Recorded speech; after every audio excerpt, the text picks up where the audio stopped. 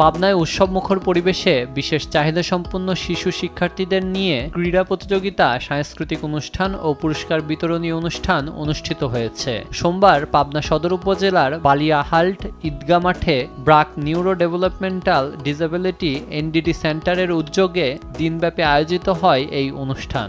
এ সময় শিক্ষার্থী, অভিভাবক ও অতিথিদের উপস্থিতিতে মুখর হয়ে ওঠে অনুষ্ঠান স্থল।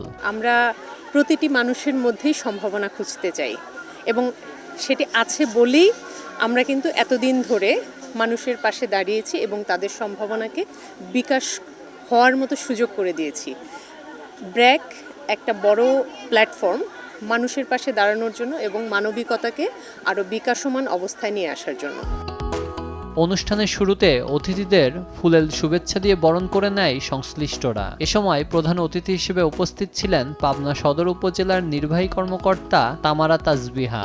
উদ্বোধনের সময় আকর্ষণীয় ডিসপ্লে প্রদর্শন করেন শিক্ষার্থীরা। ওরা আসলেই সৃষ্টিকর্তার আশীর্বাদ আমি বলবো, এবং তাদের যে এত প্রতিভা, ওদের এত চমৎকার, যার হাতটা ঠিকমতো কাজ করছে না সে পা দিয়ে গুপ্তধন খুঁজেছে। আলহামদুলিল্লাহ, অবশ্যই খুবই চমৎকার একটা অনুভূতি।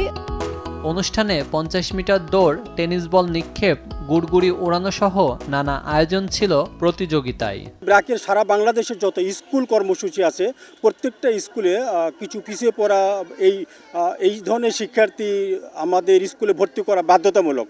তার পাশাপাশি তখন মনে করে আরও এদের জন্য স্পেশালি কোনো স্কুল করা যায় কিনা, এই জন্য সারা বাংলাদেশে আমাদের প্রায় 5টি এই ধরনের প্রতিষ্ঠান আছে, স্কুল আছে, সেন্টার আছে। ঠিক পাবনাতে এইরকম একটা সেন্টার করার উদ্দেশ্য যে এই ধরনের শিক্ষার্থীর জন্য তাদের ব্যক্তি জীবনে গড়ে ওঠার, তাদের মেধা বিকাশের, তাদের নিজের উপর আত্মবিশ্বাস গড়ে তোলার সুযোগ পায়। ওটা তো ওকে স্থিরভাবে দাঁড়াতেই পারতো না। এখানে এসে ম্যাডামরা এই যে নাচটা শিখাইছে, স্থিরতা শিখাইছে, মানে চলাফেরা, খাওয়া দাওয়া, সবার সাথে মেশা, কিভাবে মিশতে হয় এগুলো শিখাইছে। মানে আলহামদুলিল্লাহ বলতে গেলে আমি যে এইটুকু আশা করছিলাম না, এখানে এই ব্রাকে এসে আমার অনেকটা আশা পূরণ হয়েছে আলহামদুলিল্লাহ। আমি ব্রাকের কাছে আমি ধন্যবাদ জানাই, কৃতজ্ঞতা যে আমাদের এই প্রতিষ্ঠানটা পাবনাতে দিছে। যদি না দিত আমরা হয়তো এই বাচ্চাদেরকে নিয়ে সফলতার মুখ দেখতে পারতাম না। পাশাপাশি শিক্ষার্থীদের অংশগ্রহণে আয়োজিত হয় সাংস্কৃতিক অনুষ্ঠান। সংশ্লিষ্টরা জানিয়েছে বিশেষ চাহিদা সম্পন্ন শিশুকে সকল সহযোগিতা দেবে ব্রাক এনডিডি। স্যার ফজলে হাসান আবেদ একটা কথা সবসময় বলতেন যে যার প্রয়োজন সবচেয়ে বেশি তার পাশে সবার আগে। তা আমরা আমাদের ব্র্যাক এডুকেশন প্রোগ্রাম থেকে আমরা প্রথম থেকেই দেখছি আমরা আমাদের ডিসেবল শিক্ষার্থীদের আমরা ভর্তি করতাম, কিন্তু ভর্তি করতে যে আমরা দেখছি যে কিছু শিক্ষার্থী আছে যাদেরকে আসলে অন্য শিক্ষার্থীদের সাথে একই সাথে পড়ানো সম্ভব নয়।